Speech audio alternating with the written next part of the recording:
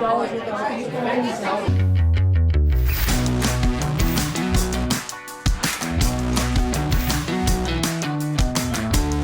right, welcome to Cwic Show. My name is Greg Mattson, and I am your host. In this episode, we are talking about Taylor Swift, who has her own class now at BYU, or rather, a class about Taylor Swift. Before we get into that, I want to talk about my sponsor right here, Cardio Miracle. I've got this elbow surgery that I've gone through with complications. I feel that I'm going to have a much better recovery. I know I'm going to have a much better recovery because I take this supplement. It is something that has helped me immensely over the last year. The science behind it is very solid. I would suggest that you at least try this product. Just try it out. You get a 90-day money-back guarantee if it doesn't work out for you. My blood work has changed dramatically because of taking this product. Give it a shot. Go to cwicmedia.com. That's CWICmedia.com. Scroll down to the bottom. You can see the video that I've put out on it and take a look for yourself at scientific information and the benefits of taking Cardio Miracle. All right, Taylor Swift. There's been a lot of talk about this class at BYU, which is available right now for the winter semester in the Social Sciences College. Now, I want to say something first about this before I delve into this, and that is, I don't think it's that big of a deal that there's a class on Taylor Swift in the political philosophy department of the Social Sciences College. But there are a number of red flags here. Now, let me back up and give you a little bit of personal experience. I remember classes like this. When I was in the 6th grade in South Orange County, the school district that I was in was, well, it was run by a lot of those that came out of the 60s and the 70s. And you know what I mean by that. There were a lot of teachers that wanted to talk more about social issues and have social experiences than they did about actually teaching English and math and other things. I'm not suggesting that's what's going on here, but I've seen this type of thing before. My 6th grade teacher used to have us do dances in our classroom in the 6th grade 3 times a week. Monday, Wednesday, Friday. That's what we did. Now, mind you, this is a school where a decent percentage of the female teachers went by Ms., right? Not Miss, not Mrs., but by Ms., all right? An honorific title that can be used whether you are married or not, but kind of pulls you away from men. It was a big thing back in the 70s. In high school, I had an English teacher who was writing a novel. And for our class, each day, he would come in and read us a portion of what he had written, and then ask for feedback. Now, I suppose there's somewhat of an exercise there of learning how to write, but for the most part, he just wanted an audience to read his book to. In the local junior college, there was a class on the lyrics of Led Zeppelin and of Dan McLean's American Pie, right? Bye Bye Miss American Pie, which I'm sure was very deep and took on numerous philosophical tangents in the discussion in class. But everybody got an A in that class. And really, it was just a fun social experience, motivated by a pop culture topic. Now, the news for this Taylor Swift class comes primarily from the Daily Universe, the Brigham Young University paper, student paper. And here's the title of it. It's New BYU Taylor Swift Course to be Taught by Swiftie Philosophy Professor. Now, at first, before reading the article, you'll think to yourself, well, he's a Swiftie and he's a philosophy professor. Both of those things are true.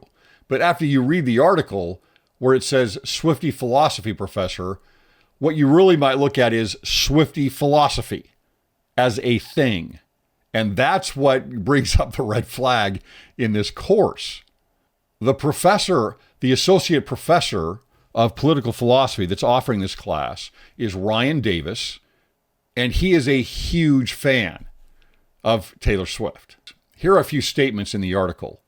Davis is a passionate Swift fan and looks for philosophical implications in her lyrics.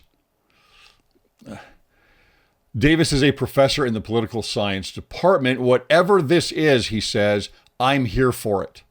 I am on the train, the Swift train. Now, Davis has received his doctorate in political philosophy from Princeton. So he's well educated, But I'm not sure how deep the philosophy goes in a Taylor Swift philosophy class. He's even given the philosophy of Taylor Swift a name, a term. It is Philoswiftie, right? Again, Philoswiftie. And of course, there aren't any more seats available in this class. I mean, who wouldn't want to take this class? I'm sure he could get one of the very large classrooms for this class because everybody's going to want to attend it. It's going to be fun.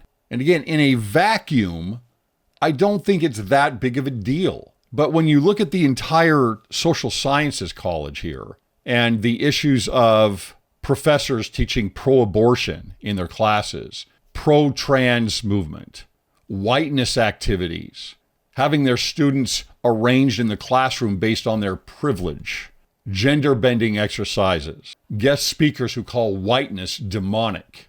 I mean, and the list goes on and on and on in this college at Brigham Young University. This isn't the best addition to that, right? Again, in a vacuum, I don't think it's that big of a deal. But the credibility of this college is just, there's so many issues here.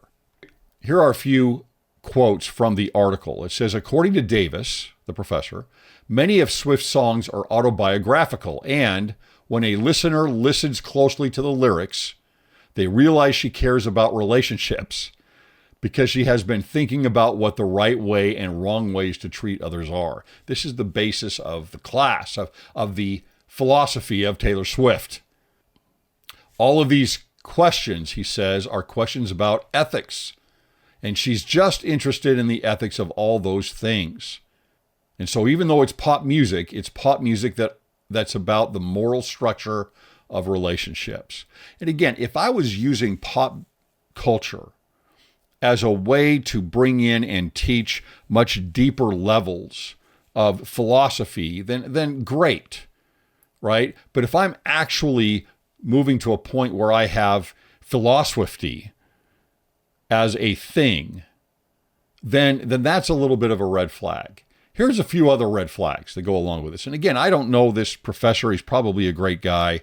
And maybe the course is going to be great. It's just, there's been so much press about this, so much bad press about this, that I wanted to address it. Here are a few red flags. He's been to 3 concerts from the Eras Tour this last year. He's been to 3 Taylor Swift concerts. This guy is a massive fan of Taylor Swift. He's got a cutout of Taylor Swift in his office.